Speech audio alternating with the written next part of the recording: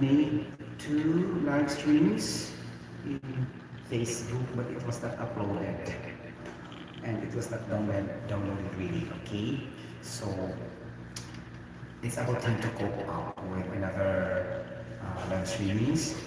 Oh my God, because I need to, to ensure that my revenues will keep on rising through having multiple of, vloggers or live streamers. Okay, guys. So we discussed a lot about quantum mechanics, right? Which is one of the topics of physical chemistry. Okay. Again, physical chemistry is a combination of physics and chemistry, right? Like that, so involves thermodynamics, chemical reaction kinetics, quantum mechanics, statistical mechanics, like, okay, and thermodynamics, I think 4. Okay, but this 4 also applies the theories of physics and chemistry at the same time. Okay, but now let's shift na talaga to another coverage. Actually, I'm going to pattern this coverage in the BS Chemical Engineering Board examination. We have 3 coverage, right? We have first the general engineering, second we have the physical and chemical principles, and third our major, which is the chemical engineering. Now we have finished, we had completely, not really completely, we had tackled much on the physical and chemical principles, right? Now it's about time to touch in chemical engineering, okay, topics and subjects. As you can notice, when I go along with the discussion, it could not be denied that some basic foundations came from also from physics and chemistry again. Really, there's only an additional, okay, that focus on the complexity of the equations and formulas and a combination of sometimes it cannot be denied, sometimes calculus, sometimes differential equation, but not really that complex, only having an application for in that kind of mathematics. Okay, but still algebra will be there, trigonometry, something like that, but application only for the scientific laws involved in chemical engineering. Okay, guys, so in chemical engineering we studied a lot also. We have, I think, the industrial process control. Okay, number 2 we have the chemical process industries, something like that, right? The stoichiometry, the chemical engineering calculations, something like that. We have the unit operations, 1, 2, and 3. But this unit operations 1, 2, and 3, for example, the unit operations 1 composed a lot of topics. As what I remember, unit 1, we tackled more on the screening process. It talks about conveying systems of bulky solids. Okay, something like that. Screening. It's been tackled there, the size particles of sand, minerals, or whatever, something like that, to be screened. Talking about particles as diameter, something like that. Okay, aperture, mesh screening, like that. Okay, the diameter of the mesh, like that. It's all about unit 1. Okay, unit 2 is more on the, I think so, more on the transport phenomena. Okay, more on, shall we say, the momentum transfer, okay, the fluid flow, okay, the fluid dynamics, something like that. Okay, the momentum transfer, of course. We have the heat transfer through convection and radiation. We have also the, what do you call that one? Evaporation, something like that. Okay, and I think filtration, crystallization, drying, flotation, leaching are also in unit 2. Okay? And then unit 3 is more on physical and chemical separation processes na talaga siya. Those are distillation, mga ganun. Okay, distillation, and then yung mga basta a lot of physical and chemical separation processes are really drying, like that, crystallization, okay, chromatography, Okay, it's all about separation, liquid-liquid mixture, solid-liquid mixture, gas-liquid mixture, gas-gas mixture, something like that. Somewhere along the way, we will also apply the thermodynamics for that. And the chemistry, physical chemistry, physics, the combination of all. We will be applying that in the subjects for unit operations, something like that. Okay? That's why these subjects, if you will never pass this subject, you can never take major chemical engineering subjects. Okay? Guys, I don't have to take a longer time in this vlogging. Chromatography. Again, the first four separation processes that I will be able to discuss are distillation, filtration, crystallization, chromatography. Okay, let's do that one by one. And after this, for another physical separation processes. Actually, there's a lot. Okay, and it will never finish for 3 months in studying this in detail. Okay, something like that. There's a lot for this physical and chemical separation processes. Okay, the refining, the pyrolysis, okay, the catalytic cracking, the thermal cracking, something like that, the desalination process, okay, and then the polymerization process also, okay, from large molecules to another large molecules, from large molecules to lower molecules or smaller molecules, something like that. Okay, and then the most popular in this topic is the petroleum industry. Really, crude oil refining is the best example for this chemical separation process because it involves a lot. Okay, not only the heating, the boiling, the distillation, it's always applied the mean either it could be a physical chemical changes. Okay, in this situation, you will remember always the mixtures and solutions. Something like that. Could it be a heterogeneous mixtures, homogeneous mixtures? Of course, if you mix liquid to liquid like that, mixture is homogeneous, right? Liquid to gas mixture. So in this way, because you need to separate those phases one over the other. And so we need to apply, different processes for this. Okay? It could be also solid to solid, liquid to liquid, chuba-chuchu, a lot. Okay? Basta imong timanan guys, solid, liquid, and gas ra gyud siya magtuyok-tuyok dito tanan. Okay? So the probability is gonna be like that. Okay, solid, liquid, gas, mixture, liquid, mixture, liquid, gas, mixture, solid, liquid, mixture, like that, and then applying the topic per topic, something like that. Okay? You get the point? And then some also are interconnected with each other. First, you do the crystallization, and after that you dry it. Okay, there's also process that involves a lot from distillation, from heating, crystallization. The last will be drying, something like that. Yes! Come back! This is again, I am a singer, eternal voice. Welcome to my science vlogging. At this time, we'll be able to talk about specifically chemical engineering topics. Okay, and now, again, as I mentioned a while ago, we need to tackle the distillation. Okay, first time, and then by then it will okay gradual discussion ng ta. Okay, di na to okay. We don't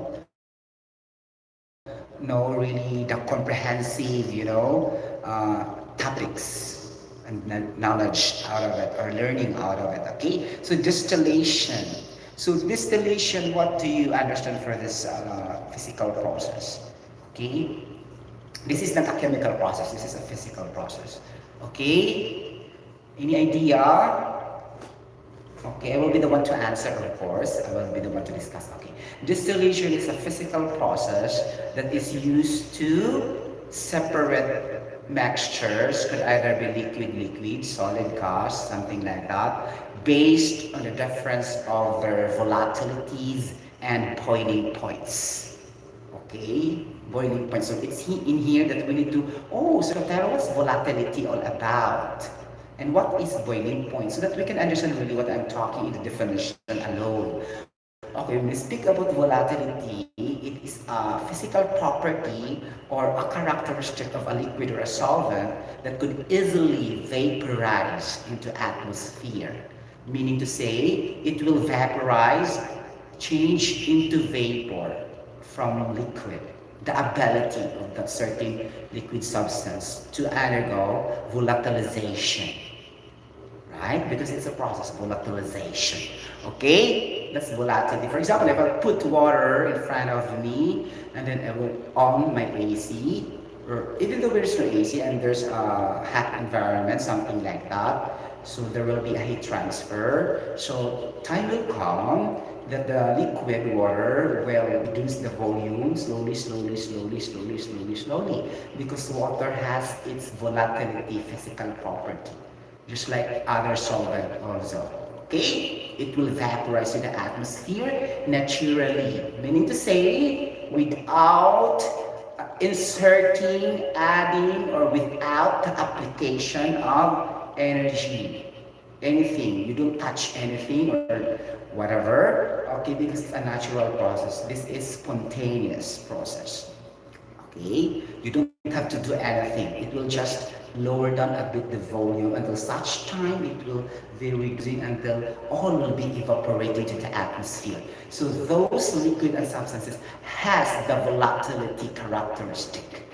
Okay, like that. So we said, volatile, non-volatile. No, non-volatile, there's no chance to, vaporize in the atmosphere, something like that. If you don't add water or anything. Okay, just like sodium chloride, it will never create vaporization if you will never add water to the salt. Okay, because that is a non-volatile solute. Okay, but it will lower the vapor pressure in the solution. It will never be escaping to the atmosphere without the addition of a solvent or a liquid. Okay, so that's volatility characteristic. And now we go to the boiling point. What do you mean by boiling point? Okay, the K term here is boiling. Okay, of course, when you boil a substance that's normally liquid. Okay, then if you just heat the solid, that's not called boiling, but because it's not liquid. Meaning, if you say boiling, guys, it refers to liquid or solid in a liquid. But you will never say technically that if you heat, for example, the sodium chloride, that's boiling solvents. Okay, the application of terminology. Okay, grammar. For example, I have the plastic, I have here, and I will try to burn this one at a certain temperature, so I'll be able to burn. So meaning to say, I do a pyrolysis physical process. Pyrolysis is the act of burning objects or substances at certain high temperature, for example. Okay, I will not say I will boil this mouse. I will say I will heat this mouse on my laptop so that this will melt. Okay?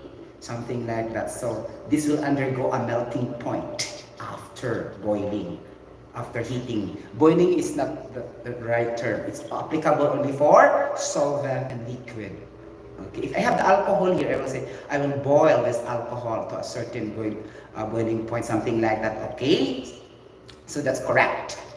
You get the limitation, but heat is all solid, liquid, like this. Okay, and the boiling point, really, guys, the definition for that is when the vapor pressure of the liquid, okay, will be equal to the pressure of the liquid surrounding.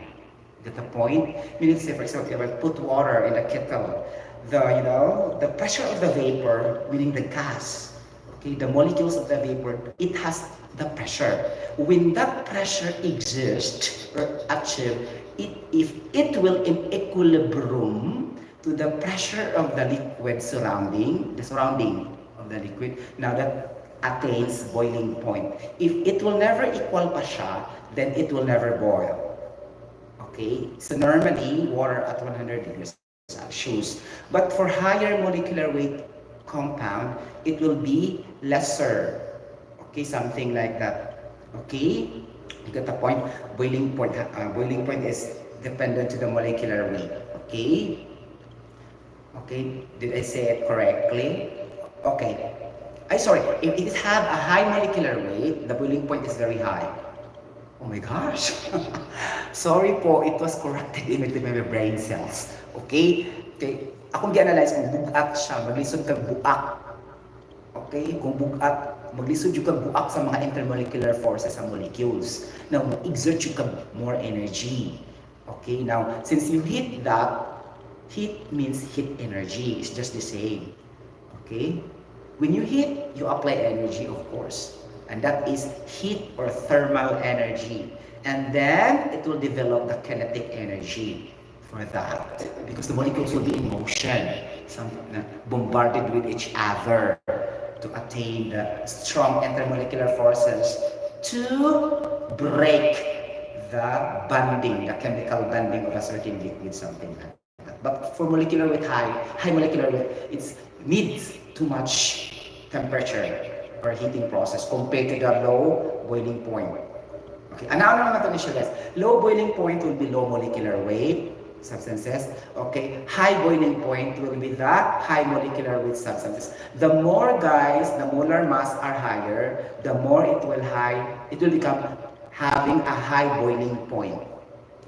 Okay, like this, because this will come out in the examination, something like this type of theory and principles, like example, which of the following has a higher boiling point, and you don't have an idea, and it will list there chloroform, ethyl alcohol, butane, gasoline. So compute for the molecular weight. Then, if the molecular weight is high, then automatically, without referring the book, that is having a high boiling point. Okay? Then the question also will say, which of the following needs high kinetic energy, okay, to boil? Then choose also the one that is having a high molecular weight, because molecular weight is directly proportional to the kinetic energy, directly proportional to the heat energy, directly proportional to the activation energy, and directly proportional to the intermolecular forces. Intermolecular forces. Okay, to point, something like that. The molecules. Okay? Ganun siya.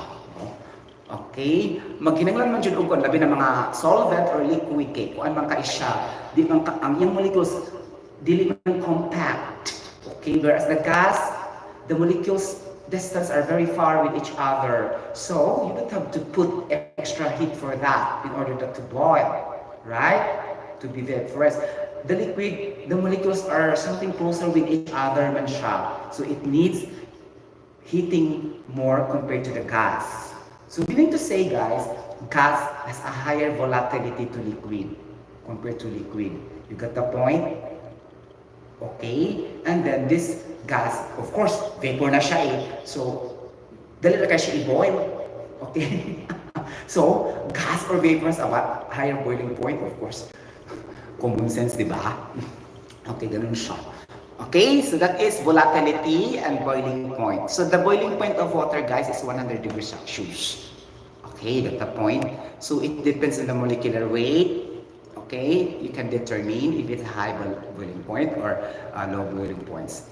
Okay, but when you separate these liquids to liquids based on the boiling points, this is distillation. Okay, now, oh my gosh, in distillation, guys, it involves two processes. What are these? You can never have distillation without these two physical processes. So these are, nakakaloka, evaporation or vaporization and condensation. Okay, what do we mean by evaporation and vaporization? Okay, I'm just reviewing the chemistry in high school or elementary level. Okay, this is elementary science. Okay, what do you mean by evaporation and vaporization? A change from liquid to gas. When we mean of gas, guys, that is technically vapor, because gas that is in a vapor state in the atmosphere, or in the air, mixture in our environment, something like that. Okay, so that's vaporization. So meaning to say, in distillation, guys, we need to evaporate kung sa matang i-evaporate. We need to evaporate the liquid to produce what? Distillate or condensate? To produce a condensate, not distillate, guys. To produce a condensate by heating and boiling. Okay? That's why we have condenser in our distillation column. The purpose of that is to condense something like that. Okay? So the condensate will be produced. Okay, sometimes it took confusion. Supposedly that is condensation, right? Because we produce condensate. But baligid siya, guys. Okay, pareho rin siya sa katong electrochemical or electrochemistry that our anode is positive terminal. Our cathode is a negative terminal because it is where the cathode will react there. Okay, in that particular terminal, something like that. Here also, reverse. Okay, supposedly this will be distillate, right? But it's not, it's condensate. Okay, and the second process is we need to condense the vapor. We need to condense the vapor to produce a distillate. You get the point? Distillate na siya, meaning liquid product. Bear this in your mind, the distillate is a liquid product. The condensate is a vapor product. Okay? So distillate is a liquid product. This time, by cooling process. Okay? So, heating, cooling will be applied there, specifically. Okay? But these are under evaporation and condensation, respectively. So we can say that condensation is a phase change from gas to liquid. Okay, because we say we need to condense the vapor. The vapor is a gas. Okay, and then to liquid, we have the distillate. Like that. Okay, so we should not be confused because this will be used in the fractionation, calculating how many number of trays, something like that in the distillation columns, multiple number of trays in the distillation by using the McCabe-Thiele method in distillation. And we need to compute for the slope, something like that, the y-intercept, okay, and blah blah blah, so on. So the feed, okay, the reflux, something like that. So, okay, that will be a little bit difficult. This is just an overview yet, okay, something like that. Okay, so that is distillation. Okay, guys. Now, we need to know the two types of distillation only. There are only two types, right? But actually, there are a lot, but those are kinds of distillation. Kinds. Kinds and types are not the same. Okay? Types refers to the method, but the kinds refer to the materials of construction used or in equipment used. Okay, like that. But the types are based on the method, the procedure, that is gonna be the way you do it. That's why it's called like this. So that's types. Types. But kinds, a lot of kinds. For example, if I use this kind of blah blah blah and another also kind of material but producing the same purpose, so that are kinds. Diba? Usually mga gagawin siya sa chemistry, sa physics. Kinds of molecules, types of molecules. Ganon. Okay. Types of molecule, duha ra gid siya. Large and small molecules. Okay, and then for kinds, a lot. There's a lot of kinds. You have organic, inorganic, ganon, hydrophobic, hydrophilic, mga ganon nga classes of substances. So, kinds, daghan yun ka siya. Okay? You got the point? Sometimes maglibog magutaan types of kinds sa examination. Napadyo usa nga makalibog kaning classification. What are the classifications of blah blah blah? Okay? What are the types of blah blah blah? What are the kinds of blah blah blah? And also the category and the class. For example, what are the 4 types classes of reaction? What are the 4 types of reaction? Ganun, what are the 4 categories of reaction? So, daghang kasi terms nga gigam na makalibog ba? What are the kinds of reaction? Okay? In chemistry, we have 5 types of chemical reaction, right? It's about the method, how do you do it, like decomposition reaction, synthesis, combustion, hydrolysis, utilization reaction, double displacement, single displacement, replacement, like that, photosynthesis, mga ganun siya, chuba-chuchu. But what are the kinds of chemical reaction? Duha ra gyud siya, guys. Irreversible reaction and reversible reaction. Mga ganun ba? Okay? So maglibog ba ta? Ang atong tamilanan na kay kung daghan ang gipangayo during enumeration and listing questions. Kaya mailhan man nimo kung what are the kinds of chemical reaction na daghan gani kaayo sumo na to kato mga decomposition, mga single displacement. Pero kung duha ra gani kaayo, mao na tong pasabot katong two types, duha ra man jud siya. Reversible chemical reaction and irreversible reaction. Okay, or spontaneous chemical reaction or non-spontaneous chemical reaction. Spontaneous chemical reaction meaning reversible reaction. Non-spontaneous chemical reaction, irreversible reaction. It doesn't goes back to its original state. Okay, it will just produce another byproduct. But the reversible spontaneous, it will goes back to its original reactant without doing anything, without adding energies, without altering the composition, okay, without changing the parameters. Naturally good siya, spontaneous, okay? So, inyo yun siyang sabton because this spontaneous, non-spontaneous, irreversible, mubalik rin siya sa higher science subjects sa chemical engineering. Labi na sa physical chemistry, thermodynamics, and unit operations class sa chemical reaction engineering or sa chemical reaction kinetics. Okay? Ganun. Okay? So, doon pa lang i-build na yun na to ang fundamentals, basic fundamentals and basic foundation so that we can understand really kay tuwa-tuwaron pa na siya di ka mayabo. Okay? You get the point? Muna siya ikuan atong dag-anan. Charot lang. Okay. Okay, laylahi man ang tawag. Okay? So that's what we mean. Okay? Going back, unsa man ang two types of distillation. Okay? Kay ato bang hinungduman naron may mga batch distillation, BATCH.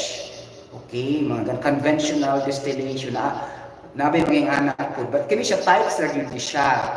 Okay, we have the simple distillation and the fractional distillation. If we mean fractional distillation, it involves a lot of distillation columns. Okay, a lot of trays in the column, distillation column units. Okay, and then another is the simple distillation, having only one, like that. There's no lot of trays, only one talaga siya, yung simple siya. Okay. So the simple distillation, guys, usually applies on the separation between solid and liquid, in which we are interesting to the liquid. Okay, we discard the solid, the precipitates, or what we call the coagulates, or the residues. Okay, those are basically the same, right? Precipitates, coagulates, residues. Muna sila ang mga solids na ma-produce if the liquid will vaporize into the atmosphere and be collected as our condensate, something like that. Okay? Okay, vapor man siya. Okay? You get the point? And then in the distillation column, guys, in the simple distillation, guys, the liquid will flow downward and the vapor will go upward. Common sense again, because vapor has lower molecular weight, low density compared to the water. Okay? You get the point? Taas man jud kaayo gibug-aton ang water. You get the point? Muna siya nahitabo karon. Charot! Okay? So bugat ang tubig. Okay? Basa man siya. The more it will become wet, the more it is having a very high mass. Okay? Bugat ang basa kaysa dry. Because the moisture is there. Okay, the moisture will contribute also additional molecular weight to the liquid substance. But whereas the dry, only the dryness molecular weight of a particular substance, but there's no moisture. That's why it's always having a less molecular weight. Gaan yun ang dry substance. Okay? Kini siya mga common sense naman na siya. Okay, wa mo gini siya giingon sa libro. Sa ato lang masabtan ba mga itong mga critical thinking, nagaganon siya, tsaka chuchu. Okay? Because di magutanan dapat itudlo sa maestro good. Sometimes we need to think by our own. Okay? Na, ganon. Okay? So that's the point.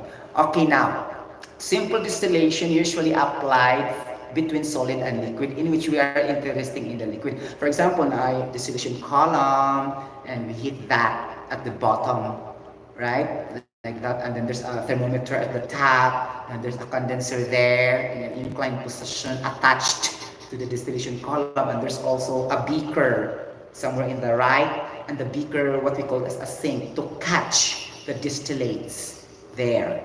Okay, this condenser have two outlets. The two outlets, guys, are the cooling water that goes into the condenser, okay, that will become our distillates, right? Because liquid man siya. Okay, and then the other one is we will come out. The vapor will come out to the other hole. Okay, something like that. So the liquid will come in, the vapor will come out, something like that. So meaning to say, parang ano siya, no? Parang steam, right? The steam will goes out, right? Alam nga magtigo mo ng steam, okay, it will just goes out. Okay, that's why we have always in in the process we always have bleed off, bleed, somewhere on the terminal of the pipe, something like that. And the other is the vent, vent, vent or the bleed off, opening. Okay, because to give way for the vapor and for the liquid, something like that. Because if not, then it will build up pressure. Then there's a tendency that your pipe will burst, B-U-R-S-T. Okay, and then it will crack somewhere along the way and it will explode. Okay, so that's why we need to have vent, V-E-N-T, for the steam, and we need also have to bleed off, bleed, B-L-E-E-D, the water, the moisture on the pipeline. It's gonna be on the end, or it depends on the situation where they put that one. Okay, basta naagyod siya. Okay, so during, like me, before I am working in the SABIC, SABIC affiliates or SABIC industries in Saudi Arabia Petrochemical. I work there as an OSH engineer. Okay, I am assigned in the olefin. Oh my gosh. Chemicals kasi siya. Petrochemical industry kasi yung Saudi Arabia. So meaning to say, producing chemicals derived from petroleum. Is that the point? It is an industry that producing chemical products derived from petroleum. That's why their products are petrochemicals, a combination of petroleum plus chemicals. Petroleum is the raw material and the product will become ng petrochemicals. Okay? Combination lang naman na siya, guys. I-abbreviate na siya. Gi-add na nimo ang petroleum ang chemical. That's why petrochemical products. It's derived by crude oil and it's also undergoing fractional distillation. So this is now the second type of distillation. This is not simple anymore because you have to separate liquid to liquid, liquid to gas, pwede po tulo ka liquid with liquid, gas, basta nga na siya, masagol-sagol na yun siya. That will be done by fractional distillation. Okay, this will be applied in petroleum industry, something like that, in which your raw material is the crude oil, and then it will produce a lot of multiple of products useful to us. For example, it will produce, okay, as far as I could remember, it will produce, oh my gosh, stock knowledge, bitumen, B-I-T-U-M-I-N, the black one that can be used in asphalting the road. Okay.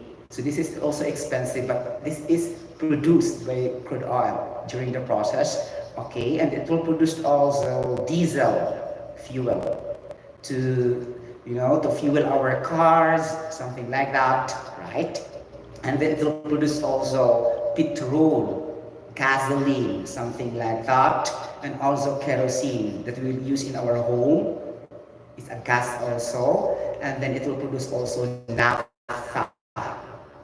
Okay, naphtha will produce also various products, for example, naphthalene doll, okay, that we put in our toilet to remove the smell of the toilet bad odor. So it's coming also from crude oil. You get the point? That's naphtha, N-A-P-T-H-A. So, naphtha, kerosene, petroleum, diesel fuel, and bitumen. So these are all expensive products, comes from the raw material crude oil. Okay, and this is also used to power the plant, the factory, something like that, to run the different kind of electrical motor pumps, mechanical motor pumps, so that we have power to produce electrical energy, something like that. So chemical energy converted to mechanical energy, converted to electrical energy, then converted to light energy. Imagine the role of a crude oil.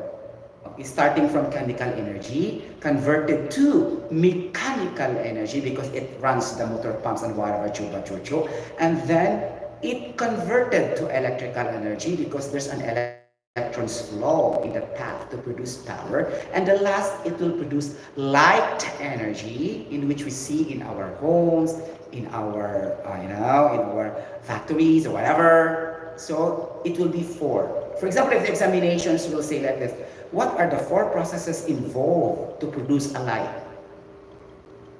Okay, so you have no clear idea. Enumeration question, no multiple choice. You will start with chemical energy, mechanical energy, electrical energy, light energy is the last.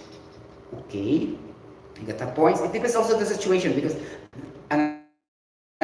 another thing also, it will produce sound energy at the last. Okay, this also like the sound system, like that. Okay, the instruments or whatever, it started with a chemical always. Okay, mo na siya original din ang chemical. Okay, all materials in the planet Earth are made of chemicals talaga siya. Okay, there's no escape. Even water is a chemical composed of oxygen and hydrogen. Okay, all elements are chemicals already. Okay, you get the point? So magsugod din siya sa chemical energy. Okay, so ganun siya. So that is fractional distillation. Again, it involves a condenser like that. It's also involving, what do you call this one? The recoil, okay? Reboiler, okay? In which the condensate will go there, ganun siya, okay? And then the distillate will go there. Now, shape pump in the upper portion to the reflux condenser unit at the top to produce the overhead product. Okay, because as what we can remember, the reflux is the ratio of the final distillates, right, to the final distillates that will go back to the distillation column, and the distillate also that can be withdrawn to the column, distillation column, something like that, in equilibrium. Okay, something like this. What go out and then in, tagbo sila, ganun siya. Okay? Mo dyan nilang kinabuhig si liquid vapor, mag-conjugate sila, mag-opposite direction. Wow. Diba? The third law of Isaac Newton already will be applied because there's a gravity, something like that. Okay? Liquid going down. Okay? Liquid is a downloading pressure going down, and vapor will be the upward pressure going up. Ang vapor, musaka siya dito, i-collect na yun, i-collect, and then it will produce a condensed, ganun siya, liquid, something like that. Ay, dito, kagaligoy ng condensed liquid, kaya mara ba na ang distillates? Condensed liquid is the distillates. Maglibog na po ka, kaya na may word na condensed, okay? Nabi at the term na condensate, okay? Legit. Ajud kalimutan, ang kanang condensate more on the vapor state, gina siya per me. Ang distillate more on the liquid product, gina siya sa katong bottom product ba? Itong nasa ubos sa distillation column. Because tag-as man siya molecular weight or boiling point ang muna sa ubos. Okay? Itong muna sa mo-arrange mo na siya from large molecules or large boiling point downward and then goes up. Ang lighter na siya sa taas. Okay, of course, paubos yun ang lighter, ang bugat. Okay? Ganun siya. Okay na, mag-produce din siya of kuan sa imong fractional distillation. Mag-produce din siya of mga dodecane. Ang sabi ng dodecane sa Sotero, grabe naman na. Dodecane. Dodecane class is 12 carbon atoms siya. Okay, dodecane. And then, the decane, grabe kayo siya no, mga ganun ba in fairness. Okay, meron siyang mga 10. Yeah. Octa is 8. Okay, nonane. Nonane, kay 9 siya, mga ganun. Octane, kay 8. Mong natin octane, muna siya ang gasoline. Okay? Kung natin octane, napod tayo nonane. Nonane, decane. Kung 12 siya, guys, dodecane siya. Wow, ganun. And then, dodecane is a large molecules, has a high boiling point. And then, it will undergo thermal cracking to produce smaller molecules na siya, in which mag-produce siya of butane and octane. Okay? Akong i-show, this also involves organic chemistry. In physical separation processes, guys, naagid permi ang organic chemistry niya ara. Okay? And you should never forget the principles and foundations of organic chemistry, especially in petroleum, because petroleum are really, hydrocarbon really studied by organic chemistry. Okay? Lengthy or long chain of hydrocarbons, hydrogen atoms, and carbon atoms attached to the, to the band. BOND, banding. Okay? Something like that. Get the point? Okay? Ang kaning dodecane, guys, di ba? Gikan siya sa fractional distillation ka first. And then, another process also. Okay, this is now the thermal cracking. Thermal cracking and catalytic cracking. And now this thermal cracking requires a very high temperature to manage to produce molecules, smaller molecules from large molecules, to produce a lot of petrochemical products, right? As I mentioned a while ago, coming from, petroleum, like that. Okay, for example, I have dodecane. Okay, so I have so many products will be produced that mga lower molecules na lang siya. So dili na siya 12 carbon atoms. It could be, there is octane, gasoline, okay, like that. So in short, octane coming from dodecane. Charot. The gasoline we have is coming from a very long chain of hydrocarbon known as dodecane. Okay, now kung makalimot ka sa formula, ako nakalimot ba ako? Tingnan nyo timan-an ang katong tuluka pattern, chemical formula sa organic. Okay, now, I will discuss to you. CnH2n plus 2 is the ENE family. Okay, single band. Okay, now CnH2n, okay, mga ganun siya. Muna na siya ang double band. Okay, double band siya. Okay, and then, CnH2n minus 2 will be our triple band na nag-end siya sa Y and E. Okay, so this is basic in organic chemistry. For example, alkane, alkene, alkyne. Ganon. Okay, acetylene. Ganon. Acetylene is a double band. The gas cylinders we have in welding operations or gas welding operations. So that is a double band.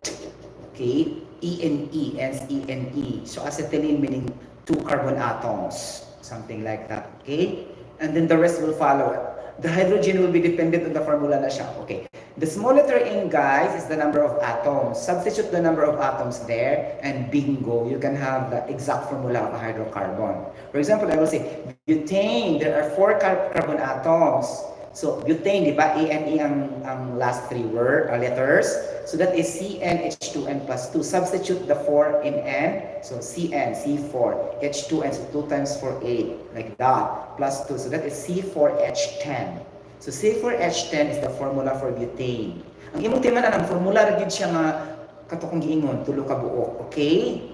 So bisag pila pa na ka million diha, i-substitute nimo ang carbon atom, ma-solve gyud nimo sa formula sa organic compound.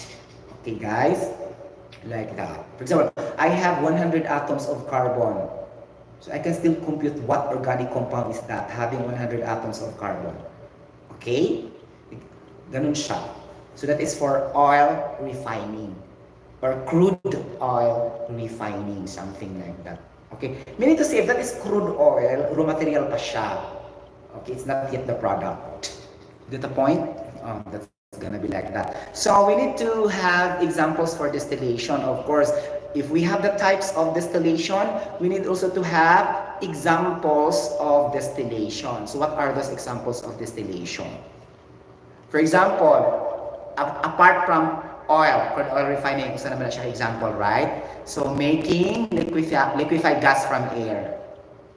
Okay, air, we capture the air, atmosphere, and we can produce gas, liquefied gas, meaning in liquid state. Okay? Because liquefied gas man siya. So meaning adjective added to a noun. We describe what kind of gas is that. So that is liquefied. So meaning the product is liquid, not a gas. Okay? You get the point? Kaya maglibog man mo aning liquefied gas, pwede man mo maingon na gas, lagyan po ni siya.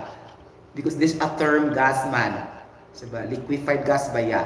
Okay? So liquefied meaning liquid siya, di ba? You get the point? I-describe man niya ang uri sa gas. Okay? Like that. Professional singer.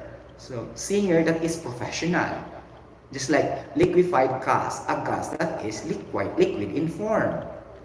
Okay? Just like that in English. To describe something, to describe a noun, that is an adjective. Right? So, it's gonna be like that also. Liquefied gas. Okay? Ganun siya. So, making liquefied gas from air.